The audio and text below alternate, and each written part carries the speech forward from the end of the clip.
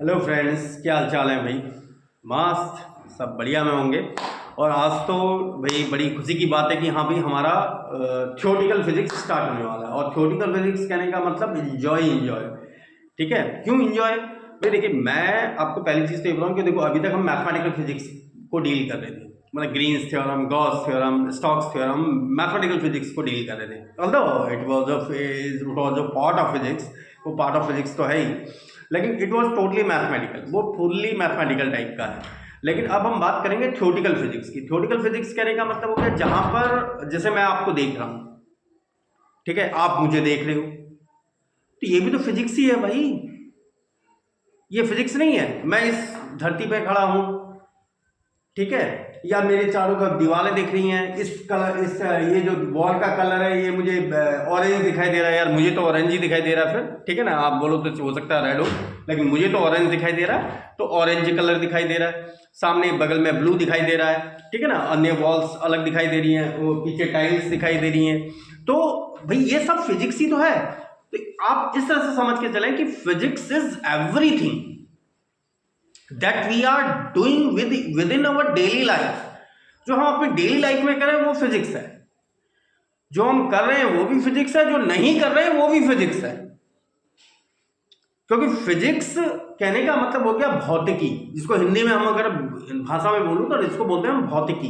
तो इसका मतलब जो भी चीज मेरे फिजिकल एनवायरमेंट में है, ठीक है ना, जो मेरे भौतिक वातावरण में है, वो सब फिजिक्स है। मैं आपको देख रहा हूं तो फिजिक्स है, मैं आपसे बात कर रहा हूं अभी, ठीक है, आप सुन पा रहे हैं ना मेरी आवाज को, तो मेरा मुंह तो किसकी तरह काम कर रहा है? As a transmitter. आपके कान किस तरह काम कर रहे हैं? As a receiver. ठीक है ना, जैसे रेडियो में होता है, ट्रांसमीटर भी होता है, रिसीवर भी होता है, ठीक है ना। रिसीवर देखा हो ना, एंटीना, वो ट्रांसमिट करने वाला एक साउंड सिस्टम लगा रहता है, वो ट्रांसमिट करता है साउंड वेव्स को, ठीक है। तो वो रेडियो में होता था। टेलीविजन भी क्या है? टेलीविजन में भी तो यही होता है, एक ऊपर एंटीना लगा रहता है, या फिर आप डिश टेलीविजन लगाए रहते हैं, तो वो भी तो। इसका मतलब आप ये चीज समझ के चलिएगा, पहली चीज तो फिजिक्स में, कि भाई जो भी चीजें हम फिजिक्स में रीड कर रहे हैं, पहली चीज तो मैं आपको ये बता दूं कि आइदर आप बीटेक के स्टूडेंट्स हैं, या फिर बीएससी के, या एमटेक के, या फिर पीजी लेवल के स्टूडेंट्स हैं, ठीक है ना। तो ये चीज ध्यान रखिएगा कि फिजिक्स में मैथमेटिकल का रोल बहुत कम है, ठीक है ना। क्योंकि as a physics of professor जो भी रिक्वायरमेंट रखता है, जो फिजिक्स का प्रोफेसर है, वो जो भी रिक्वायरमेंट रखता है, उसकी हमेशा डेफिनेशन क्या रहती है पता है आपको? वो डेफिनेशन ये रहती है कि मुझे भाई फिजिकल सिग्निफिकेंस चाहिए उसका, कि एक्चुअली फिजिकल सिग्निफिकेंस है क्या। जैसे अगर हम अपने घर में झाड़ू भी लेके आते ना, झाड़ू झाड़ू मतलब ग्रूम, ठीक है ना। ग्रूम नहीं बोला मैंने, दूल्हा मत समझ लेना उस चीज को, मैंने बोला ग्रूम, ठीक है ना। ग्रूम लेके आते हैं तो ग्रूम का पर्पज है ना मेरे पास, यार वो साफ सफाई के काम आता है। I am using that marker, मैं इस मार्कर का यूज कर रहा हूं। क्यों? आप लोग तो यूज नहीं कर रहे, मैं इसका यूज कर रहा हूं ना। मेरे ये इसका फिजिकल सिग्निफिकेंस है, मैं इस बोर्ड पे लिख पा रहा हूं, आपको समझा पा रहा हूं, इसलिए मैं इसको ये खरीद के लेके आया। तो इसका मेरे लिए यूज है, तब तब जाके तो मैं इसको लेके आया ना। अदरवाइज आपके लिए कोई यूज नहीं है तो आप क्यों परचेज करोगे उस चीज को? तो फिजिक्स में आप वही चीजें रीड करते हैं जिसका आपका फिजिकल सिग्निफिकेंस हो। तो ये ध्यान रखिएगा कि हम जिस भी फिजिकल टॉपिक को पढ़ेंगे, चाहे मैं भूल जाऊं, मैं आपको ये भी बता दे रहा हूं, अगर मैं भूल जाऊं कि मैंने फिजिकल सिग्निफिकेंस नहीं दिया, तो आप मुझे बोल देना कि सर जी आपने फिजिकल सिग्निफिकेंस नहीं दिया मुझे, कि फिजिकल सिग्निफिकेंस कहाँ है इसका, ठीक है ना। तो फिजिकल सिग्निफिकेंस बहुत ही ज्यादा नेसेसरी है। और वो फिजिकल सिग्निफिकेंस वो चाहे हमारी अर्थ के अंदर है या आउट ऑफ द अर्थ है, क्योंकि मैंने टॉपिक ही वही डाल रखा है, देखो, gravitational field and escape velocity. अब ग्रेविटेशनल फील्ड तो हमारी धरती के अंदर भी है, आउट ऑफ दी है, सोलर सिस्टम में भी वर्क कर रहा है, क्योंकि ये तो यूनिवर्सल है, यूनिवर्सल ग्रेविटेशनल है, ठीक है ना। ग्रेविटी हमारी यूनिवर्सल है, ठीक है।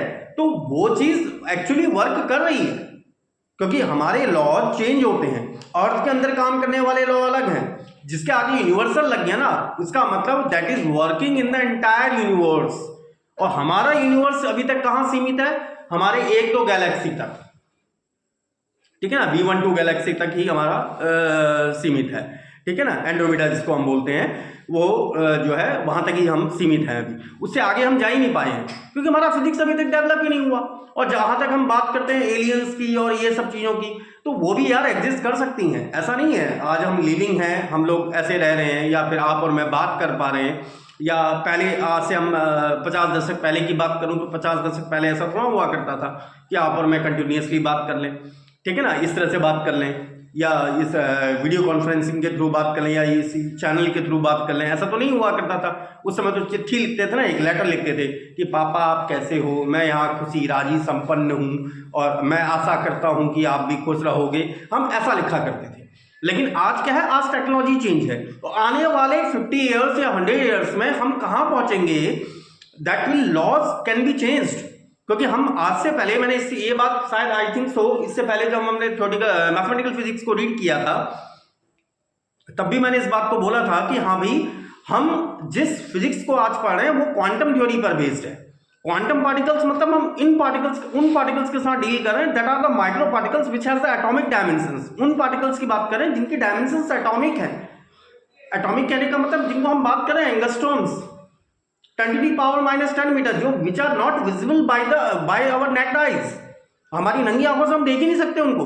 Even if we are not able to see a single particle of oxygen, हम सिंगल पार्टिकल ऑफ ऑक्सीजन को भी नहीं देख सकते। तो भाई मैं इसलिए आपको बोल रहा हूं कि भाई अगर हम फिजिक्स में बात करें तो ये ध्यान रखिएगा कि हमको फिजिकल सिग्निफिकेंस जरूर रीड करना है। खैर अब तो मजा ही आने वाला है क्योंकि हम थ्योरेटिकल फिजिक्स में जाने वाले हैं, तो बी प्रिपेयर्ड फॉर दैट, उसके लिए रेडी हो जाइए। और आज हमारा जो पहला टॉपिक रहेगा, अभी तो खैर मैं केवल सिंगल टॉपिक समझाने वाला हूं, उसके बाद फिर हम नेक्स्ट लेक्चर को लेंगे। पहला हमारा जो टॉपिक रहेगा, देखो, gravitational field and escape velocity है, ठीक है ना, gravitational field and escape velocity. First of all चीज आती है कि ग्रेविटेशनल फील्ड क्या है, what is a gravitational field, ठीक है। अब यहां पर देखो, हमारे नेचर के अंदर भाई जितने भी ऑब्जेक्ट हैं, हर बॉडी एक दूसरे को क्या करती है, अट्रैक्ट करती है। ये न्यूटन्स लॉ आपने इंटर में पढ़ा था नहीं पढ़ा था, न्यूटन्स लॉ ऑफ ग्रेविटेशन पढ़ा था ना, सब लोगों ने पढ़ा होगा न्यूटन्स लॉ ऑफ ग्रेविटेशन क्या है। तो न्यूटन्स लॉ ऑफ ग्रेविटेशन मुझसे क्या कहता है कि यार कोई भी दो ऑब्जेक्ट यूनिवर्स में एक दूसरे को अट्रैक्ट करते हैं। कहने का मतलब क्या हो गया कि भाई अगर हम किसी भी रैंडम पार्टिकल की बात करें, अगर मेरे पास कोई भी m मास का पार्टिकल है, आप कंसीडर कर लो कोई भी मेरे पास m मास का पार्टिकल है, ठीक है ना, मैंने इस तरह से कंसीडर कर लिया m मास का कोई भी एक रैंडम पार्टिकल। अब m मास का कोई रैंडम पार्टिकल है भाई, इसका अपना एक फील्ड है, अब कैसे है फील्ड वो आप इस तरह से समझो, ठीक है ना। एक जनरल एक प्रैक्टिकल एग्जांपल देता हूं, मैंने आपको कहा ना कि हम फिजिकल सिग्निफिकेंस लेके चलेंगे। प्रैक्टिकल एग्जांपल ये समझो कि जैसे मेरा भी तो अपना एक मास है भाई, डेफिनेट मास है। अगर मैं अपने आप को यहां पर स्टेशनरी रख दूं, ऐसे फिक्स रख दूं, ठीक है, अब मैंने अपने आप को तो फिक्स रख दिया, अब उसके बाद मैं अगर खुद को सेंटर मानकर, ठीक है, खुद को सेंटर मान लूं, मतलब इसको ओरिजिन कंसीडर कर लूं, अपनी बॉडी को ओरिजिन कंसीडर कर लूं, अपना हाथ ऐसे फैला दूं, आपको समझ में आ रहा है, मैं अपना हाथ ऐसे फैला दूं इस तरह से, तो ये मेरी क्या हो गई, रेडियस, मेरा सर समझ लो ओरिजिन है। अब मैं ऐसे करके फैलाऊं इस तरह से, पूरा राउंड घूमूंगा, सर्कल बनेगा ना बनेगा। अब आगे तो बोर्ड आ जाएगा यार, वो आप समझ सकते हो, ठीक है ना, लेकिन आप ये समझ पा रहे होंगे कि अगर मैं अपने आप को सेंटर कंसीडर कर रहा हूं तो मैं ऐसे राउंड अगर घूमूंगा तो ये पूरा एक सर्कल जनरेट होगा, और इस सर्कल के अंदर कोई भी लड़का या लड़की, तुम लोगों में से चाहे कोई भी बॉयज या गर्ल्स मेरे पास आ गया, चाहे वो यहां पर हो, यहां पर हो, यहां पर हो या यहां पर हो, इसके अंदर अगर आ गया ना, मैं उसको पकड़ लूंगा, डेफिनेटली पकड़ लूंगा ना। तो इसका मतलब क्या हुआ, ये मेरा फील्ड है भाई, क्योंकि मैंने अपने आप को तो यहां पर कांस्टेंट रखा हुआ है, तो ये मेरा फील्ड है। विद इन दैट फील्ड, इस फील्ड के अंदर जो मेरा ये सर्कल जनरेट हो रहा है, ठीक है ना, इस फील्ड के अंदर मेरे को कोई इंटरेक्ट नहीं कर पाएगा। आरी बात क्लियर? तो उसके अंदर मैं तो उसको पकड़ ही लूंगा। हाँ, आउट ऑफ दैट फील्ड है तो मेरा कोई इंपैक्ट पड़ता ही नहीं उस पर इंपैक्ट पड़ता ही नहीं, ठीक है ना। अब वो किस पे डिपेंड कर रहा है, मेरे एक तो हाथ की लेंथ पे डिपेंड कर रहा है। देखो हाथ की लेंथ कितनी है मेरी, अब किसी का लंबा हाथ है तो भाई उसका फील्ड और बड़ा है, इसका मतलब उसका मास ज्यादा है, ठीक है, उसका मतलब मास उसका ज्यादा है भाई, हाथ लंबा है, उसकी चौड़ाई ज्यादा, लंबाई चौड़ाई ज्यादा है, उसकी वेट ज्यादा होगा या मास ज्यादा होगा उसका। तो इसका मतलब कि वो चीज नेचर या फिर हमारे मीडियम पे तो डिपेंड ही नहीं कर रहा, वो एक्चुअली किस पे डिपेंड कर रहा है कि हाँ भाई मैंने अपने आप को जब ओरिजिन माना और अपने सेंटर को कंसीडर करके इस तरह से हाथ घुमाया, तो मेरे हाथ में अगर चाहे यहां पर आए, यहां पर आए, यहां पर आए, यहां पर आए, कहीं पर भी आए, तो मैं किसी भी लड़के या लड़की को ऐसे कैप्चर कर लूंगा। तो ये मेरा क्या है, फील्ड है। तो ऐसे ही क्या होता है पार्टिकल के केस में होता है। पार्टिकल के केस में क्या, अगर मैं m मास का कोई पार्टिकल मान के चल रहा हूं और इसको मैं सेंटर मान लूं, इसको मैं सेंटर मान लूं, तो इसके चारों ओर एक ऐसा फील्ड होगा, इसके चारों ओर एक ऐसा फील्ड एग्जिस्ट करेगा, इसको सेंटर हमने कंसीडर किया है, इसके चारों ओर एक ऐसा फील्ड एग्जिस्ट करेगा जिसमें क्या कर सकता है, ये दूसरे पार्टिकल को, भाई अगर पार्टिकल मेरा यहां रखा हुआ है तो इस पार्टिकल का इस पार्टिकल से कोई रिलेशन ही नहीं है यार, कोई रिलेशन नहीं है, ठीक है ना। क्यों, क्योंकि इसके ग्रेविटेशन फील्ड से बाहर है, ठीक है ना। ग्रेविटेशन फील्ड में किसको बोल रहा हूं, आप समझ में आ रहा है बात, जैसे मैं अपनी बात कर रहा था, ठीक है। तो इसका क्या है, अपना एक फील्ड है, इसके अपने चारों तरफ एक फील्ड है, जैसे मैं अपने हाथ को फैला के बात कर रहा था, ठीक है। इसका अपना, मेरा अपना एक फील्ड है जिसमें मैं किसी बॉयज या गर्ल्स को कैप्चर कर सकता हूं, तो इसका अपना एक फील्ड है। अब यहां अगर ये आउट में है तो इसको कोई फर्क नहीं पड़ेगा, लेकिन अगर ये इसकी पेरिफेरी यहां पर पहुंच जाए, यही m मास का पार्टिकल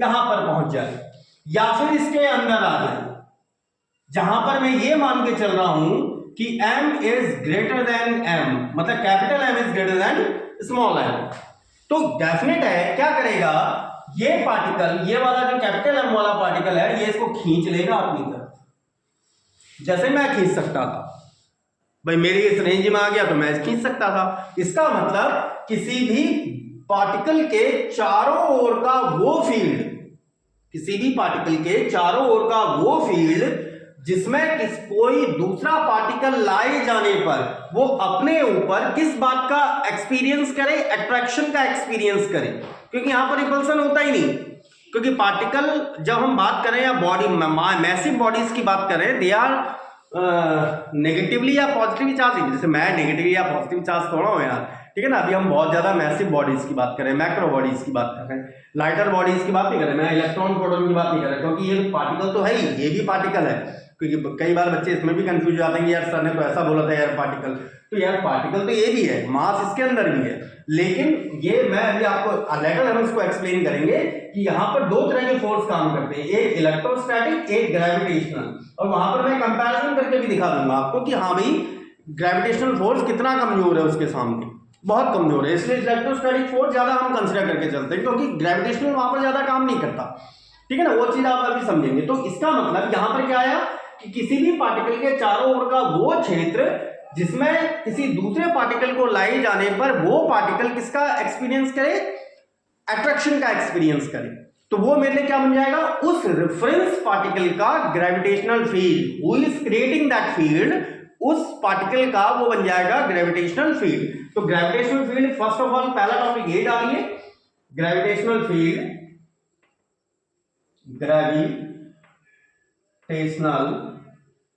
फील्ड, और मैं आपको समझा चुका हूं इसको क्या कहेंगे, the field of any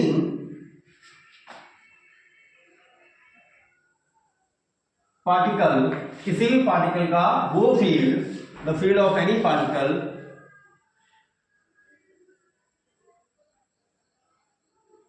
around which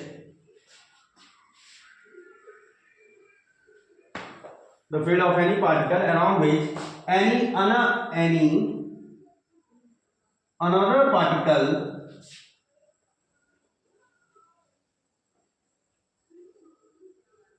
feels the force of attraction, feels the force of attraction is called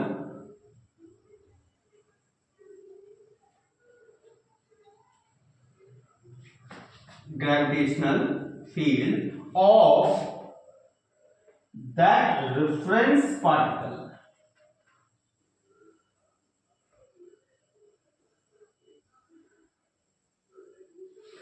आई बात समझे, the field of any particle around which any another particle feels the force of attraction is called gravitational field.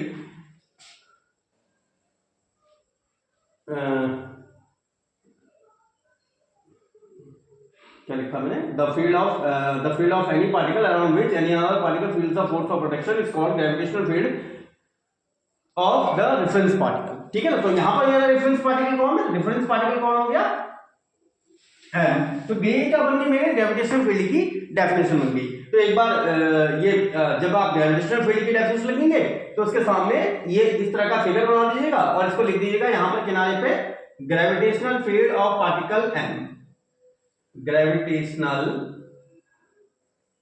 Field of particle M, और यहां पर केवल force of attraction काम करता है, ये ध्यान रखिएगा, ठीक है ना। रिपल्सन फोर्स हमारा काम नहीं करता जब हम पार्टिकल्स की बात करते हैं। हम अभी चार्जेस की बात नहीं कर रहे हैं, लेकिन चार्जेस हम उसको कंपेयर करेंगे डेफिनेटली। तो इतना आ गया क्लियर। तो एक बार इसको कॉपी कर लीजिए, then we are going to discuss on the further topic.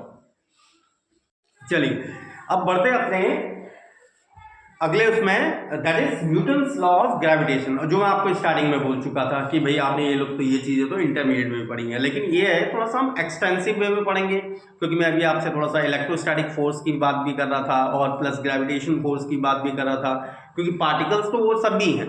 अच्छा, कई बार बच्चे, भाई ये चीज़ तो सिंपल सा लॉ है, ठीक है ना, आप इसे इंटरमीडिएट में पढ़ चुके हैं। Law it is in the syllabus of BSc, not in the syllabus of BTech. BTech के सिलेबस में नहीं है, BSc, क्योंकि मैं तो दोनों क्लासेस एक साथ ले रहा हूँ, BSc की भी बीटेक की भी, आगे बीटेक लेवल का भी आ रहा है, तो इसलिए मैं साथ में इंक्लूड करते हुए चल रहा हूँ। तो न्यूटन्स लॉ ऑफ ग्रेविटेशन उससे कहता क्या है, देखो पहली चीज़ तो ये समझिए, क्योंकि उसके बाद ही में हम आगे डिस्कस करेंगे। न्यूटन्स लॉ ऑफ ग्रेविटेशन हमसे ये कहता है ना कि हमारे यूनिवर्स में, ठीक है ना, क्योंकि it is a universal law. पहली चीज तो ये ध्यान रखिए, ये कौन सा लॉ है, ये यूनिवर्सल लॉ है। ये यूनिवर्सल लॉ है। यूनिवर्सल लॉ मतलब पूरे ब्रह्मांड में काम कर रहा है, ठीक है ना, पूरे ब्रह्मांड में काम कर रहा है, इसका तभी वो यूनिवर्सल लॉ। मैं आपको बता चुका हूं कि law time to time change होते रहते हैं, ठीक है। हमारी अर्थ में काम कर रहा है कोई लॉ, आउटर स्पेस में नहीं कर रहा, ठीक है ना, तो ये जरूरी नहीं कि वो फिर वो यूनिवर्सल नहीं है, वो हमारी अर्थ तक के लिए ही अवेलेबल है, वो वहीं तक एप्लीकेबल है, ठीक है। और दूसरी चीज, अब जैसे कोई अगर मैं अर्थ मैप में देखूं, ठीक है ना, अगर जैसे फॉर एग्जांपल पहले ये मान लो, जैसे तुम्हारे सामने से कोई ट्रेन जा रही हो और ट्रेन वो 30 मीटर या 20 मीटर लंबी है, ठीक है ना, 30 मीटर मान लो, 30 या 40 मीटर लंबी है, तो आप कहोगे सर ये तो बहुत बड़ी ट्रेन है। लेकिन अगर मैं अर्थ मैप के हिसाब से देखूं, तो अर्थ मैप के हिसाब से वो तो एक पॉइंट ऑब्जेक्ट है ना, it is just a point object. ऐसे तुम बस में बैठे हो, जब तुम बस में बैठे हो, खुद बस के अंदर हो, तो तुम्हें बस एक बड़ी चौड़ी सी जिसमें 50-60 लोग बैठे हुए दिखाई दे रहे, ठीक है ना, एक बड़ी लंबी चौड़ी सा सिस्टम दिखाई दे रहा है। लेकिन अगर उसको कोई व्यक्ति 10 किलोमीटर दूरी से भी देख रहा है ना, अगर किसी टेलीस्कोप से भी देख रहा है, तो वो उसको एक पॉइंट ही दिखाई देगा, पॉइंट ऑब्जेक्ट ही दिखाई देगा, एक छोटा सा पॉइंट ऑब्जेक्ट और 10 किलोमीटर डिस्टेंस से ट्रैवल करता हुआ आ रहा है, ठीक है, तो उसके लिए तो वो पॉइंट ऑब्जेक्ट है। तो यही चीजें हम यहां पर रीड करने वाले कि न्यूटन्स लॉ ऑफ ग्रेविटेशन में, कि भाई यहां पर भाई हमको पहले तो न्यूटन ने क्या बताया, देखो ऐसा नहीं है कि सर बस हमारे साथ थोड़ा सा ये रही कि ऐसा जैसे न्यूटन में आपने जब इंटरमीडिएट में पढ़ा होगा, आपने पढ़ा होगा कि हाँ भाई न्यूटन सर के ऊपर एक एप्पल गिरा था, ठीक है, एप्पल गिर गया तो उनके समझ में आ गया कि यार ग्रेविटेशन है, अर्थ के अंदर ग्रेविटेशन है। तो यार हमारे यहाँ क्या कद्दू तो ये सॉरी यार कद्दू कह रहा हूँ मैं, अमरूद नहीं गिरते थे, guava, I mean to say that, guava नहीं गिरते थे, या फिर और कोई फ्रूट्स, पपाया पेड़ पे लगता है ना, वो नहीं गिरता था किसी के सर के ऊपर, गिरता था, सबके ऊपर गिरता था। लेकिन आज थोड़ा सा टेक्नोलॉजी चेंज है, ठीक है ना, उस समय पर लोगों की थिंकिंग इतनी नहीं थी, ठीक है। नहीं तो ये लॉ तो कब से, जैसे पाइथागोरस थ्योरम है, उससे पहले हमारे कई मैथमेटिशियन है, बोधायन सर है, बोधायन सर ने उससे कई साल पहले उस चीज को प्रूव कर दिया था, पाइथागोरस थ्योरम को। And I usually speaks like Baudhayana theorem, मैं उसको ज्यादातर तो बोधायन थ्योरम बोलता हूँ, मैं पाइथागोरस कम ही बोलता हूँ। हाँ, although it was being patented by sir Baudhayana, oh sorry sir Pythagoras, वो पेटेंट कर दिया गया पाइथागोरस सर द्वारा, लेकिन हाँ it was being already proved by a Indian mathematician by sir Baudhayana, उनके द्वारा ऑलरेडी प्रूव किया गया था। तो बस ये चीजें है ना कि हाँ भाई हमने वो चीजें पढ़ी नहीं, या उन चीज को डिस्कवरी नहीं की, उन चीज को देखा नहीं, तो वही चीजें आज अब हम डिस्कस करने वाले हैं, that is Newton's law in gravitation. अच्छा, न्यूटन्स लॉ, चलिए ठीक है, अब ये बातें तो यार मैं ऐसे करता रहूंगा तो सुनने में मजा आता है और कहने में मजा आता है और पढ़ने में मजा आता है। चलिए ठीक है, अभी हम अपने मेन टॉपिक पे आते हैं। अभी तो न्यूटन्स लॉ ऑफ ग्रेविटेशन हमसे क्या कहता है कि हमारे नेचर के अंदर, नेचर मतलब मैं पूरे एंटायर यूनिवर्स की बात कर रहा हूँ, ठीक है ना, हमारे अर्थ को तो इंक्लूड कर ही रहे हैं हम, with in the solar system, पूरे सोलर सिस्टम की हम बात कर रहे हैं कि हमारे सोलर सिस्टम में कोई भी दो ऑब्जेक्ट हमेशा एक दूसरे को अट्रैक्ट करते हैं। That law is only that, law केवल इतना है क्या कि on that every two objects existing in our universe attracts each other। तो स्टेटमेंट, इस लॉ का स्टेटमेंट यही है,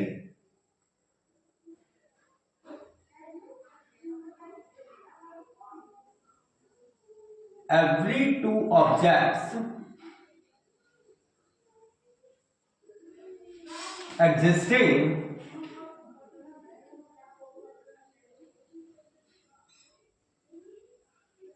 in our universe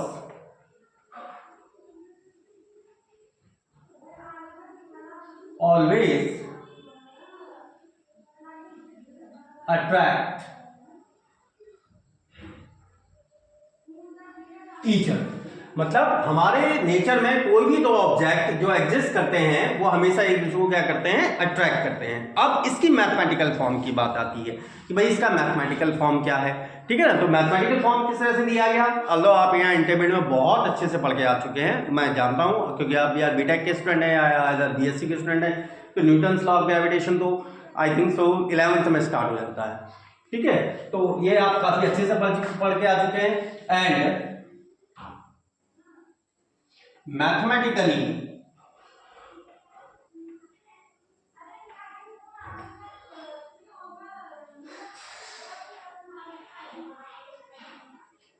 this attraction force या this force of attraction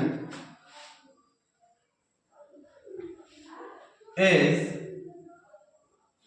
पहला पॉइंट, अगर मेरे पास कोई भी दो ऑब्जेक्ट हैं, मान लो कोई एक ऑब्जेक्ट, मान लो पहला ऑब्जेक्ट मैंने मान लिया m1 है, ठीक है, और m1 हम कहां पर मान के चल रहे हैं, m1 मास उसके सेंटर पे कंसीडर करके चल रहे हैं, ठीक है, क्योंकि हम ये मान के चल रहे हैं कि जो पार्टिकल m1 है या ऑब्जेक्ट जो n1 है वो एक यूनिफॉर्म डेंसिटी का है। क्योंकि जब हम एंटायर यूनिवर्स की बात करते हैं, आइदर हम चाहे हम अर्थ की बात कर रहे हैं, ठीक है ना, तो हम अर्थ के केस में भी उसका सारा मास कहां कंसीडर लेके चलते हैं, उसके सेंटर पे लेके चलते हैं। क्योंकि अब सेंटर पे कब कंसीडर कर सकते हैं हम, जब हम उसके मास को क्या कंसीडर करके चलें कि that it is uniformly distributed. जैसे फॉर एग्जांपल अगर मैं आपको बताऊं, जैसे ये बुक है, ठीक है ना, जैसे ये बुक है, ये एक रेक्टेंगुलर शेप में है और ये यूनिफॉर्म शेप भी आपको दिखाई दे रहा है, फुल्ली रेक्टेंगुलर है। और मेरे से तो होता नहीं है, मैं आपको सही बता दूं, मेरे से तो होता नहीं, लेकिन कई लोगों को आपने देखा होगा ना, कई बच्चे ऐसे, पता है, ये ऐसे करके राउंड में घुमा देते हैं अपनी एक उंगली पे, ठीक है ना। अब ये क्या होता है ना, जहां पर ये राउंड में घुमा देते हैं, मेरे से तो घूमता नहीं, मैं एक्चुअली बताऊं, मैं बैलेंस नहीं कर पाता, हाँ, लेकिन एक्चुअली देखो ये अभी बैलेंस हो गई है, अभी ये कहां पर बैलेंस हुई ना, सेंटर ऑफ मास पे बैलेंस हुई है। आगे आपका टॉपिक आएगा, आगे सेंटर ऑफ मास, वहां भी मैं यही समझाने वाला हूं। तो ये सेंटर ऑफ मास पे बैलेंस हुई है, क्योंकि सेंटर ऑफ मास कहने का मतलब है इस बुक का सारा मास कहां पर आ गया है, इसके सेंटर पे आ गया है। क्यों, क्योंकि हम क्या, क्योंकि क्या है, ये यूनिफॉर्मली डिस्ट्रीब्यूटेड है, ये यूनिफॉर्मली डिस्ट्रीब्यूटेड है, इसलिए इसका सारा मास कहां पर है, कंसंट्रेटेड हम कंसीडर कर सकते हैं इसके सेंटर पे। तो सेंटर ऑफ मास पॉइंट वही होता है। तो इसलिए हम जब अर्थ को या फिर किसी अन्य ऑब्जेक्ट को जब उसके सेंटर पे कंसीडर करते हैं ना, तो हम उसको यूनिफॉर्मली डिस्ट्रीब्यूटेड मान के चलते हैं। तो हम यहां पर यही मान के चल रहे हैं कि ये जो पार्टिकल है मेरा, इसका सारा मास इसके सेंटर पे कंसंट्रेटेड है। दूसरा मास पार्टिकल मैं मान ले रहा हूं m2 है, इज दैट क्लियर। और दोनों के बीच की distance, I mean the distance between the centres of both of the particles is r, मतलब दोनों के पार्टिकल्स के सेंटर्स के बीच की डिस्टेंस कितनी है, r है। तो आपको जो लॉ ऑफ ग्रेविटेशन कहता है, लॉ ऑफ ग्रेविटेशन क्या था कि this and mathematical this attraction force is, पहला क्या था, is proportional to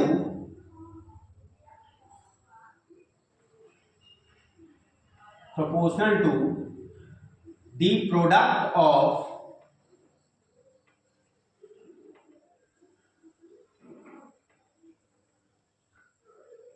masses of the particle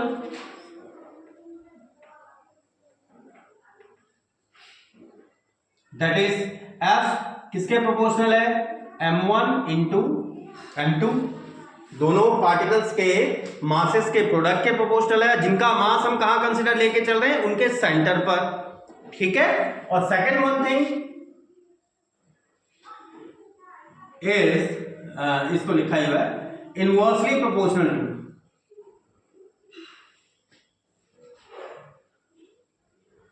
inversely proportional to square of the distance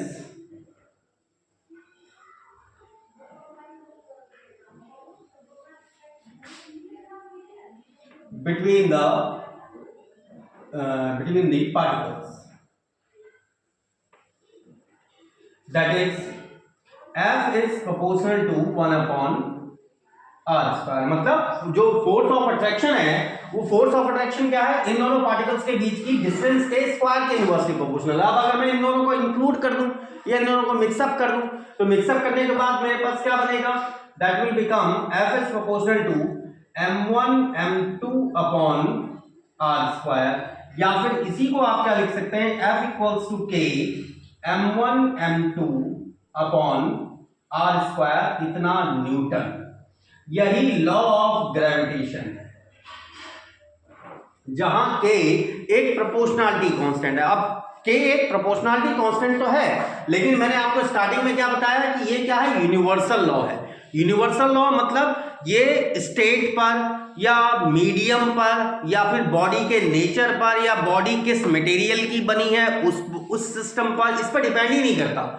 ये केवल हमारे डिपेंड कर रहा है मास पर। जैसे मैं आपको स्टार्टिंग में समझा रहा था, ग्रेविटेशन फील्ड के बारे में बता रहा था, तो ग्रेविटेशन फील्ड के बारे में क्या बताया? मैं अपनी बारे में बात करता, मैं चाहे इस बॉडी की बात करता तब भी तो यार ये तो नॉन लिविंग बॉडी है ना, ये तो डेड बॉडी है, मैं तो लिविंग बॉडी हूं, तो इसके केस में भी वही होगा, ठीक है ना। तो यहां पर k मेरा क्या है? यूनिवर्सल कांस्टेंट है, where k is a constant, where k is a universal constant, is a universal constant. और इसको मोस्टली G से रिप्रेजेंट किया जाता है, कैपिटल G से। मोस्टली आपके बुक्स में कैपिटल G से ही किया जाएगा। तो it is mostly represented by, it is mostly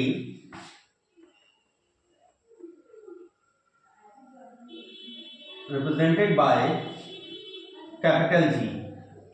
तो K इक्वल्स टू G, और जहां पर G की वैल्यू होती है 6.67 10 टू दी पावर -11, क्योंकि यूनिवर्सल कांस्टेंट है, I can not change that. Universal है तो हम इसकी वैल्यू को चेंज नहीं कर सकते। हाँ, अगर मेरे पास पार्टिकल्स के मास हैं और ये सब चीजें हैं तो हम उसकी वैल्यू आसानी से फाइंड आउट कर सकते हैं, और फोर्स कितना लग रहा है तो हम फाइंड आउट कर सकते हैं। तो G की value 6.67 10 to the power -11 newton metre square पर केजी स्क्वायर। और यार मुझे कोई याद नहीं है, मैंने यहां से लिखा, देखो अगर मुझे के का मान निकालना है तो newton metre square upon KG square, सीधा सीधा फैक्टर। अच्छा, कई बार तो इसका मतलब मैं F को क्या लिख सकता हूं? और F can be written as G m1 m2 upon r square. मतलब जो न्यूटन लॉ ऑफ ग्रेविटेशन है मेरा यहीं पे क्लोज हो जाता है, G m1 m2 upon r square. अच्छा, कई बार स्टूडेंट्स ये क्वेश्चन अराइज करते हैं ना कि हाँ भाई, अगर सर जो है दो बॉडीज के बीच, और हम बात कर रहे हैं यूनिवर्स की, इसका मतलब we are also existing in the universe, हम भी यूनिवर्स में ही एग्जिस्ट कर रहे हैं। तो यार अगर हमारे बीच फोर्स ऑफ अट्रैक्शन है तो why we are not attracting to one another? हम एक दूसरे को अट्रैक्ट क्यों नहीं कर पा रहे? हमको भी तो एक दूसरे से चिपक जाना चाहिए ना यार, होना ही नहीं होना चाहिए? ये तो प्रैक्टिकल सेंस की बात है यार, मेरे को चिपक जाना चाहिए, ठीक है ना। अब इस चीज को मैं अभी समझाता हूं, तो एक बार आप पहले तो इस चीज को कॉपी कर लीजिए, स्टेट में न्यूटन्स लॉ ऑफ ग्रेविटेशन को, फिर एक बार इसकी वेक्टर फॉर्म भी ले लेंगे। उसके बाद देन आफ्टर हम इस बात को डिस्कस करेंगे पहले कि हम भाई हम क्यों नहीं चिपक रहे या ऑब्जेक्ट क्यों नहीं चिपक रहे, ठीक है। तो एक बार इसको कॉपी कर लीजिए। फर्स्ट ऑफ ऑल देखिए, अब जो हम बात कर रहे थे ना कि भाई कॉपी तो कहे आपने कर ही लिया होगा कि यहाँ पर ये फोर्स, भाई हम भी दुनिया में एग्जिस्ट करने वाले कोई भी दो ऑब्जेक्ट हैं, जैसे आप हो गए, मैं हो गया, ठीक है। तो कोई भी दो ऑब्जेक्ट चिपक क्यों नहीं जा रहे? क्योंकि हमारे बीच तो फोर्स ऑफ अट्रैक्शन ही है, ठीक है ना। जैसे अगर मैं एक एग्जांपल लूं, जैसे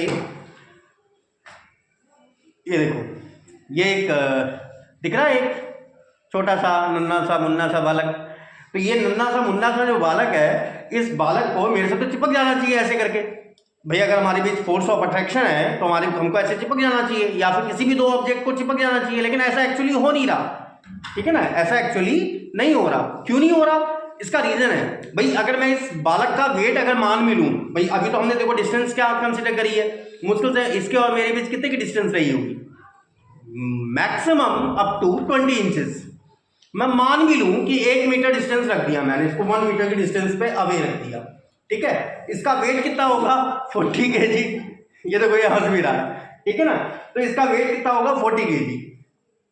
ये अलग नहीं है भाई, ये मेरा बेटा है, ये मुझसे पहले ही कहता पापा मेरे को हंसी आएगी, तो हंस ले भाई, कोई दिक्कत नहीं है उसमें। ठीक है, तो अगर इसका वेट अगर मैं 40 kg भी अगर कंसीडर करके चलता हूं और अपना वेट 50 kg भी कंसीडर करके चलता हूं, तो हम एक बार फोर्स निकाल लें। हम इसके बीच की, हम अपने बीच की डिस्टेंस 1 मीटर मान लेते हैं मैक्सिमम, क्योंकि वैसे तो हमारे बीच की डिस्टेंस कितनी है? Maximum up to 30 inches. मैं मैक्सिमम ये भी मान लूँ 1 मीटर ही मान लूँ, ठीक है ना, just for the sake of convenience, ताकि हमारी कैलकुलेशन थोड़ा सा सरल हो जाए। तो कैलकुलेशन हमारे क्या कहेगी कि F जो फोर्स होगा वो कितना आ जाएगा? G की वैल्यू कितनी थी? यूनिवर्सल था ये तो वैल्यू 6.67 10 to the power -11। चलिए, मेरे बेटे का वेट 40 kg, मेरा weight 50 kg upon 1 metre square, हमारे बीच की डिस्टेंस 1 मीटर स्क्वायर होगी। तो ये कितना आ गया? It will become 6.67 into 4 5 20 and double zero और लगे 10 to the power -11। नीचे तो 1 ही बन गया। 6.67 को देखिए, मैं तो कैलकुलेटर का यूज कर ले रहा हूं भाई, ठीक है ना, और लेकिन आप लोगों को यूज नहीं करना है क्योंकि इसमें थोड़ा टाइम लग जाता है। 6.67 into 2 it is 13.34 into 10 to the power 11 में से 3 कम कर दो, इट विल बिकम 8। तो इसका मतलब क्या आ गया? 0 1 2 3 4 5 6 3 3 4 इतना न्यूटन।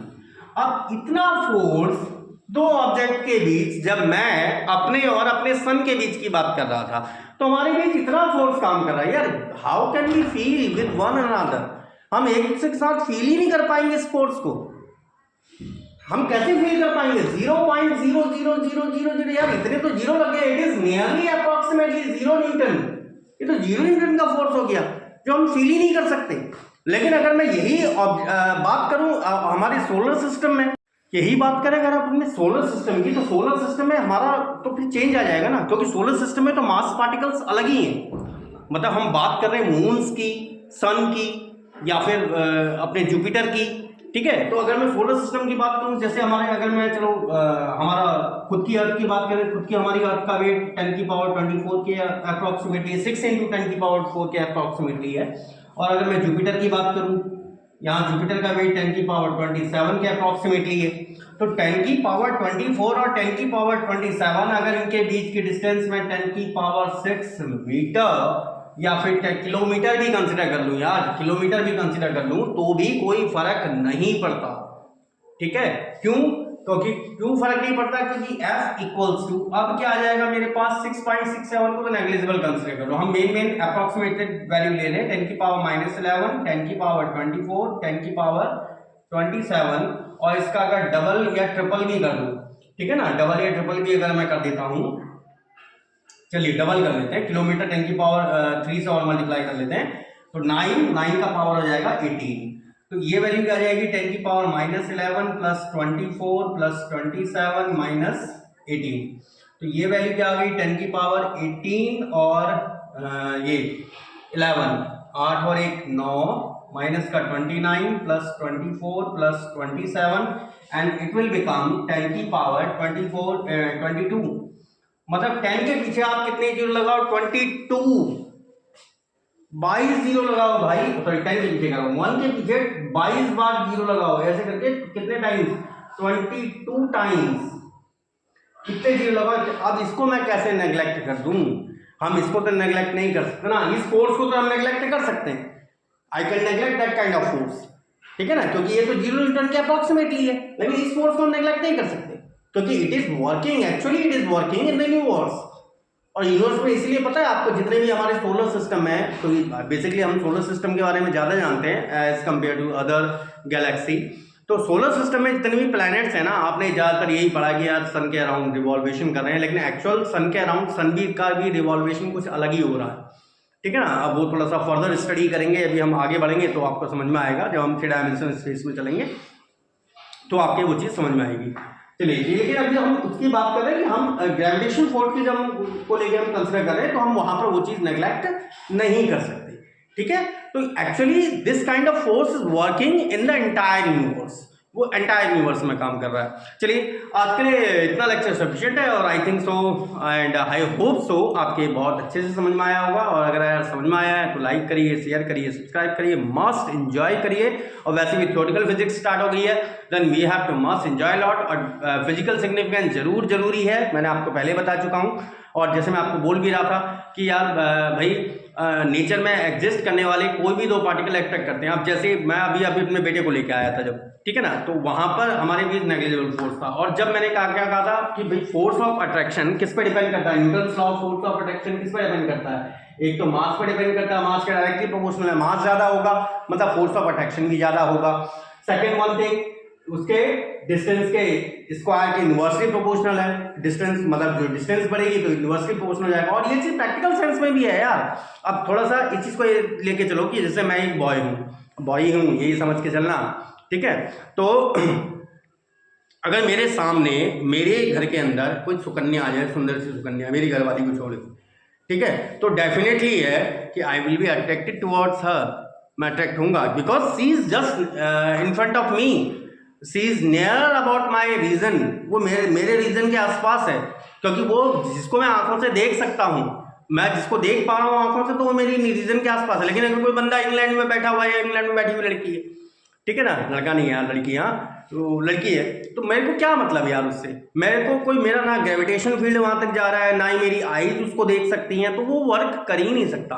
तो अट्रैक्शन कहने का मतलब ये मैंने केवल समझाने के लिए बताया, और स्ट्रिक्टली बोल रहा हूँ, इसको रॉन्ग सेंस में मत जाइएगा, केवल मैं समझाने का तरीका बता रहा हूँ। केवल ये है कि आपके समझ में आ जाए कि अट्रैक्शन हर 2 ऑब्जेक्ट के बीच कार्य करता है, लेकिन हमारे नेचर में जो काम करता है, मतलब विद इन द अर्थ जो काम करता है, वो इतना नेग्लिजिबल होता है, force of attraction between the massive bodies, कि वो नेग्लिजिबल है, ठीक है ना। मैं तो केवल ये बताया कि हाँ भाई, हम कोई भी 2 बॉडीज की बात करें, ऐसा मत सोचना कि मैं आदमी हूँ, आदमी से प्यार करता हूँ, वो गाने वाली बात नहीं कर रहा हूँ मैं, ठीक है। तो रॉन्ग वे में मत जाइएगा, ठीक है। चलिए ठीक है, अपनी लाइफ को एंजॉय करिए, मस्त रहिए, और अगर पसंद आता तो यार फिर से कह रहा हूँ, दोबारा लाइक करिए, शेयर करिए, सब्सक्राइब करिए। Till then enjoy every moment of your life.